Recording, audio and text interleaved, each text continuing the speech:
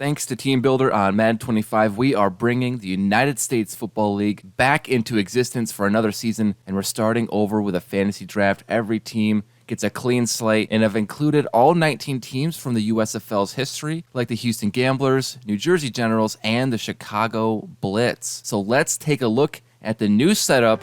We start with the NFC East. It's loaded with the classics from the original '83 season. We have the Boston Breakers, New Jersey Generals, Philadelphia Stars, and the Washington Federals, the original USFL Atlantic Division, intact and now in the AFC East. The old USFL loved its Florida teams, the Jacksonville Bulls, Orlando Renegades, and the Tampa Bay Bandits. And to fill it out in the East, I added the South Carolina Cannoneers. I like how they took the old Gunners logo from Madden Relocation Pass and changed the G to a C. So those are the East. Now let's make our way to the NFC North, where we have one former USFL team, the Denver Gold. I tried to keep things regional for the Gold, so they get the Nebraska Antlers, Wyoming Bison, and the Utah Elks in their division. Then in the AFC North, we get the Pittsburgh Maulers, the Michigan Panthers, the Chicago Blitz in there as well. And to round things out, I added the Columbus Explorers, an old Madden Relocation team.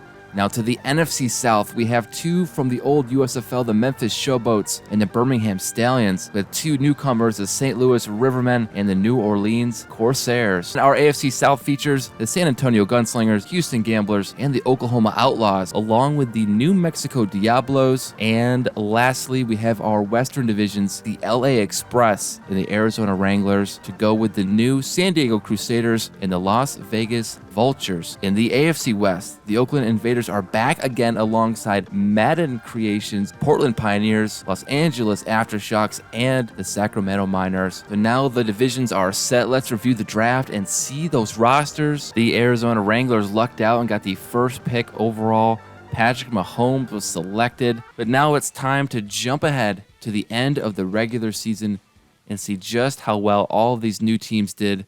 So now here we are, and right away we are hit with the league leaders in each position.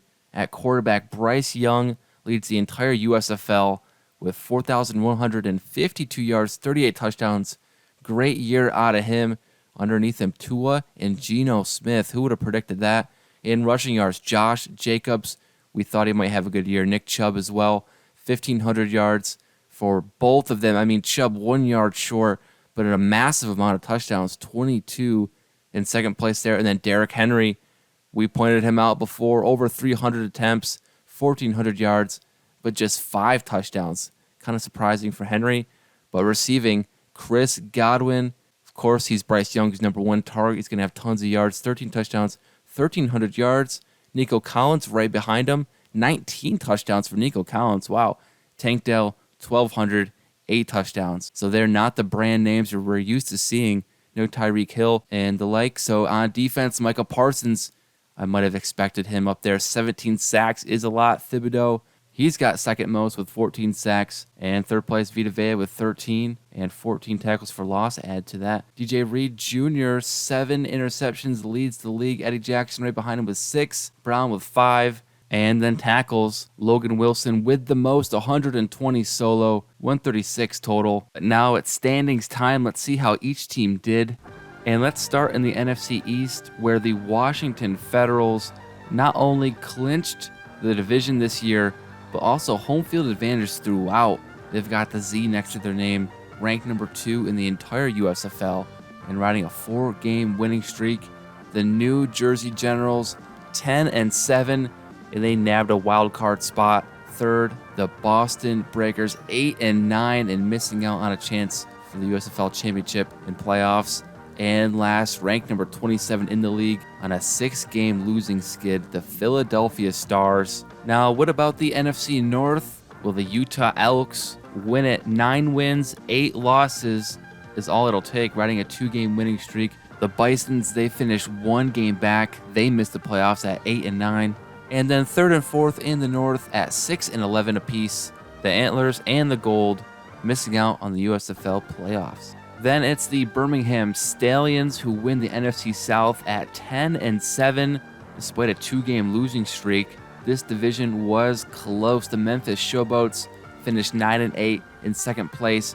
5-game winning streak, riding the momentum into the playoffs. Could be a team to watch out for, the Showboats. And then in third place, also 9-8, also in the playoffs, the New Orleans Corsairs. And then unfortunately, the St. Louis Rivermen, 8-9, probably would have been higher, but that was a tough division, the NFC South. And now we wrap up the NFC with the West. It was the Arizona Wranglers division and no one else. They finished 11-6. Right behind them, the Vegas Vultures 6-11, Los Angeles Express 5-12, and the Crusaders 4-13. What a lopsided division. And now onto the AFC side of things. We start in the AFC East, and we have found the number one team in the USFL. 15-2 are the Orlando Renegades. What a season. We got to check out this team. Number 2, the South Carolina Cannoneers. They won 10 games, 3-game winning streak for them. In third place, the Jacksonville Bulls, solid season. They won 9 games, 4-game winning streak, but they are on the outside looking in, as are the Tampa Bay Bandits. Losers of 3 straight, played themselves out of the playoffs in the final week.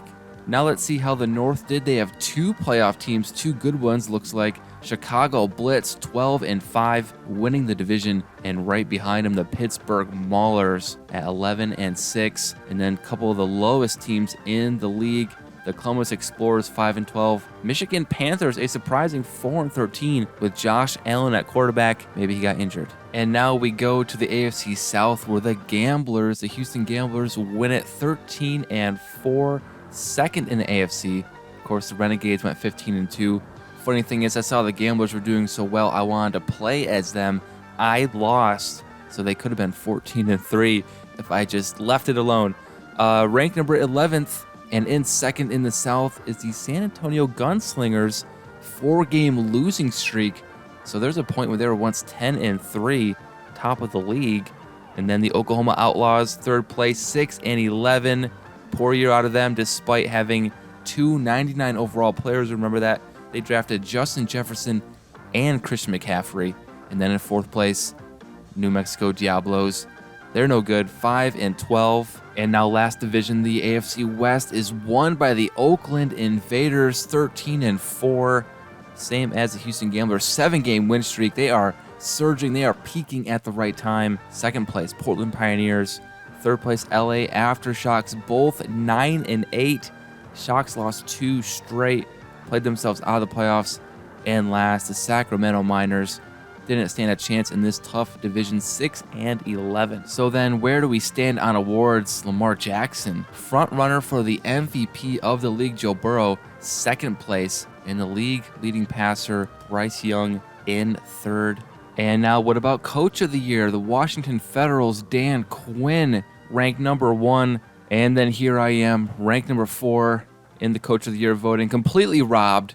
Should be number 1, but maybe next year we'll get him. So we saw the divisions, but now let's take a look at the official playoff bracket. AFC bye goes to the Renegades. The NFC bye goes to the Federals, our number 1 seeds. But let's look at the wild card schedule. In the AFC, our 2-7 matchup is the Oakland Invaders versus the San Antonio Gunslingers. The 3-6 Houston Gamblers at home versus the South Carolina Cannoneers, and then the 4-seeded Chicago Blitz versus the 5 Pittsburgh Maulers. And then our NFC wild card is the Arizona Wranglers 2 versus the 7 New Orleans Corsairs. Number 3, the Birmingham Stallions versus 6 Memphis Showboats. Then our 4-5 Elks versus Generals. Now let's advance past the wild card round and see what happens next. The 2nd-seeded Oakland Invaders fend off the San Antonio Gunslingers 27-20. Gunslinger Goff led both teams in passing and scored the only touchdown through the air. Invaders didn't do much passing, but they got Ken Walker in the rushing game going with 7.6 yards per carry and a touchdown. Lamb led all receivers for San Antonio, but this game appears to have been won on the defense for the Invaders with 2 sacks, and also on special teams, Devin Duvernay's 73-yard punt return was all the difference in the game. Now let's check the Gamblers and the Cannoneers, which ended in a 28-14 win for Houston. Bo Nix didn't throw much, but tossed 3 touchdowns. Meanwhile, Desmond Ridder, 3 interceptions, isn't going to get the job done in the playoffs. Hubbard outgained Derrick Henry on the day. Tyler Lockett was the main weapon for the Cannoneers, but was held out of the end zone. And of course, Gambler's secondary came to play. Nate Hobbs, DJ Reed, and James Bradbury all had an interception in the win. Then our 4 versus 5, the Chicago Blitz lose at home to the Pittsburgh Maulers 17-14. It was a Brock Purdy versus Russell Wilson showdown, and Wilson's 2 interceptions likely cost the Blitz the victory, along with the Maulers' rushing advantage with J.K. Dobbins 68 yards and 1 touchdown. On defense, the Blitz did get after the quarterback with 3 sacks between Watt and Latu, but in addition to an interception, Cam Curl forced a fumble in the 3-point win. Okay, so that is how the wild card shook out in the AFC. In the NFC, the Generals blow out the Elks on the road 31-10.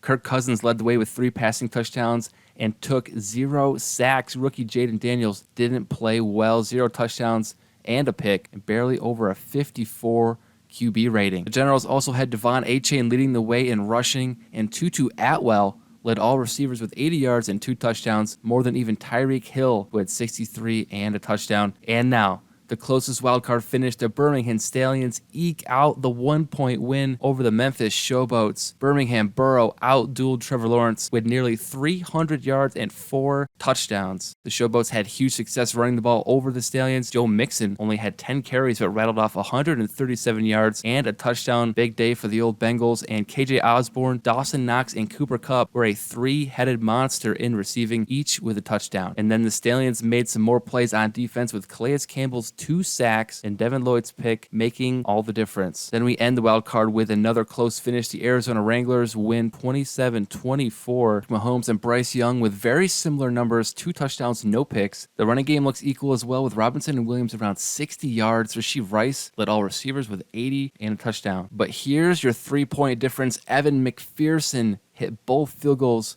while Brandon McManus went 1 for 2 with a blocked kick. All right, now the divisional round is set. The Orlando Renegades make their first appearance off the bye versus the Maulers, as does the first-seeded Washington Federals against the New Jersey Generals. The other 2 games, Gamblers and Invaders and Stallions and Wranglers, seem like a toss-up. So let's jump ahead one more week and see who wins. And we have an upset. The 15-2 Orlando Renegades have lost to the 5 Pittsburgh Maulers 19-14. It's a weird stats game. Jordan Love only had 99 yards, but 2 touchdowns, 0 picks. Brock Purdy, meanwhile, no touchdowns, no picks, but 266 yards passing. The Renegades did have a solid day rushing behind Josh Jacobs with 84 yards, but it was the Maulers' J.K. Dobbins who punched it into the end zone 2 times, along with a big day receiving out of George Kittle and Wan'Dale Robinson, who both went for over 100 yards. Then in our other matchup, the Houston Gamblers are outgained by over 100 yards, but still come away with the win 14-10. At QB, Lamar Jackson played well with 223 yards and a touchdown. Bo Nix had just 101 yards, but did have more help on the ground this week by Chuba Hubbard's 84 yards and a touchdown, while Kenneth Walker came back down to earth after his big week last week. The biggest difference looks like the Gamblers' pass rush. They had the only 4 sacks in the game, with 2 coming from D-tackle Vita Vea. And the NFC, our other 1 seed, gets the job done in a big way, boat racing the Generals 35-7. Dak Prescott outplayed Cousins this week with 2 touchdowns, no turnovers versus Cousins' 2 picks. Also, Alvin Kamara with 2 touchdowns for the Federals. And then on defense, Washington had Kirk Cousins in a huge bind with a sack from 3 different players and interceptions from Woolen and Bullard. Now to our final divisional game, the Stallions win over the Wranglers 24-21. Burrow outshines Mahomes in the win with 265 yards, 3 touchdowns to Mahomes, who threw 3 touchdowns but 1 interception. Neither team had much of a run game going. Rico Dowdle led all rushers with just 34 yards. In receiving, Cooper Kupp went for over 100 yards but no touchdowns. Then Calais Campbell continues his rampage with another 2-sack game, with Kawan Williams with the lone pick against Mahomes on the day. And so just like that, we've made it to the conference championship week in the USFL. On one side, we have the 3-seeded Houston Gamblers versus the 5-seed Pittsburgh Maulers. And on the other side, the number 1 Washington Federals will play the Birmingham Stallions for a chance at the USFL Championship. Drop your predictions below because it's time to jump into the action. So here we go, NFC Championship game, Federals hosting the Stallions. And we start midway through the first. Dak Prescott back to pass, and he is firing it deep over the middle. Michael Pittman with the catch, gets lit up but hangs on to the ball. Now 3rd and goal, Dak setting up the screen for Alvin Kamara, but he does not reach the goal line, so out comes the kicker, Joshua Carty. Puts 3 on the board, Federals up. Now Birmingham, Joe Burrow completes to a wide open Malik Neighbors down inside the red zone. Field flips for the second quarter, and Burrow, he's going to tuck it and run it in himself. Stallions take the lead. The very next possession, Federals handing off to Alvin Kamara. He fumbles it, bouncing around, and the Stallions defense recovers.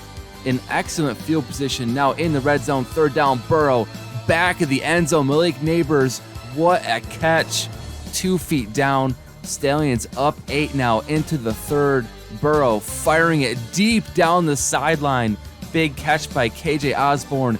And then the fullback, Adam Prentice, with the 1-yard dive. Now we go to the 4th. Federals driving. Dak completes to Alec Pierce towards the sideline.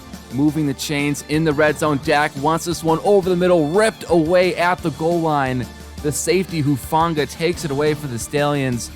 But the Federals get the ball right back. Dak firing over the middle. Alec Pierce down to the 11-yard line. 1st and goal. A minute to go. Alan Lazard in the end zone hauls it in. So now the Federals, down 8, can make it interesting with the onside kick. But the Stallions recover. There's the fullback, Prentice, with the hands. But with 3rd and 10, the Stallions don't make the first. Federals, all 3 timeouts, get the ball back. So here Dak will have to pull off some miracle. Clock ticking down. He gets out of bounds with 1 second left. Almost ran out the clock on himself. Similar to the old divisional game a couple years back. And here the Hail Mary in the end zone. Intercepted. Jalen Jones, the cornerback for the Stallions, picks it away. And so they hang on. 21-13 is the final. And in the end, both QBs playing well, but the fumbles, the interceptions come back to haunt the Federals. And now we go to Houston for the Gamblers versus the Pittsburgh Maulers. Maulers with the ball in the first. Brock Purdy trying to escape the pocket, but he's hit. Bud Dupree forces the ball loose, but the tackle Fuaga scoops it up, nearly gets the first. Little accidental fumblerooski. Now to the second, still 0-0 until Bo Nix connects with Brandon Ayuk down the sideline. No one's going to catch him. The Gamblers strike first, 7-0. And then very next possession, Purdy rolling to his right and right into Max Crosby, who throws him down to the turf. Second half, same score. Bo Nix throwing over the middle. Drake London with the yak going down to the 30. Now Nix setting up the screen for Rachaad White, and another big gain for the Gamblers. But hold on, there's a flag on the play. Back him up, holding that stalls the drive. And now the Maulers, Purdy going over the middle. Receiver takes a big hit. So out comes Dicker the kicker with the clutch kick. 4-point game. Now Rachaad White bouncing off defenders, using his blocks. Another big gain, and he is called back again. Unlucky Rachaad White game. Minute to go already. 7-3. Purdy going to the sideline. Big grab by Wan'Dale Robinson, and then Purdy steady in the pocket, hands off. George Kittle sheds a defender. He's going inside the red zone. Just 20 seconds to go. Purdy on 2nd down, throwing for the end zone. DK Metcalf with the catch. Purdy's fired up. There's Fuaga, the fumblerooski, and Metcalf 2 feet down. Gives them the 3-point lead. So Bo Nix, what can he do with 7 seconds? Pass complete. Now 5 on the clock. Nix throwing this one up for grabs. All he can do is throw the Hail Mary, and it hits the ground. The Gamblers upset at home. The Maulers are going to the USFL Championship game. Bo Nix, great game for a rookie in the championship game, but Purdy, clutchness, gets the job done. And so here we are. The bracket has played out, and it's the Stallions and the Maulers who are the only 2 teams left standing. Only one thing left to do, and that's to play the United States Football League Championship game. Here we go. One last game to play. Maulers versus Stallions. Joe Burrow in the first, showing off that deep ball touch. Malik Neighbors runs right underneath it, but he's 1 yard short. So here comes the handoff. Rico Dowdle punches it in. Stallions up 7-0. Purdy now in the second quarter, throwing this one deep for the first. Big catch by Jacoby Myers. Then on 2nd and 10, just under a minute in the half, it's Myers again going back of the end zone and tying this one up. Stallions at midfield just a few seconds before halftime, and Burrow firing it deep again. Malik Neighbors, huge playoff run for him, and so we're 14-7 at the half. Stallions with the ball, same score in the fourth. Burrow sacked. Maulers with a chance. J.K. Dobbins cuts this one up. Big first down run. Maulers continue their drive just 2 minutes ago in the game. Nearly intercepted. Purdy lucky with that throw. Now on 4th and 4, look at the stutter step and go. Purdy fools the defense and gets the crucial first on the ground. 1:39 left to go in this game. Purdy firing across the middle, gets his tight end going, but bring it back, holding after all that running. 1st and 20, intercepted. Rasul Douglas jumps the route and takes this one all the way back to the house. Stallions up 21-7. What a play to potentially cinch this game. 30 seconds left. Purdy over the middle. It's a fumble, and it's the safety Hufanga. Huge pick last week. This time he's going to scoop and score, in the Stallions, a team that still exists today in the newly formed UFL. And as it happens, we're champions in their first season back as well. What a job, Birmingham Stallions. The Maulers, what an underdog story, winning on the road 3 times, but can't win the Super Bowl. There's Burrow's numbers, 232. Purdy, 220, 1 touchdown, 1 pick. Not bad. Rico Dottle, no running really. Dobbins, Purdy with the big run there at the end. But Malik Neighbors, here is the MVP of the playoff run besides the Stallions defense, 135. Rasul Douglas coming up clutch, 3 deflections to add to it as well. And that's it. There's our final bracket. I hope you enjoyed the video. If you want to see more, check out the Season of Living with Matthew McConaughey as coach of the Commanders, or some of the other relocation leagues like the Waffle. Thanks for watching, and I'll see you in the next one.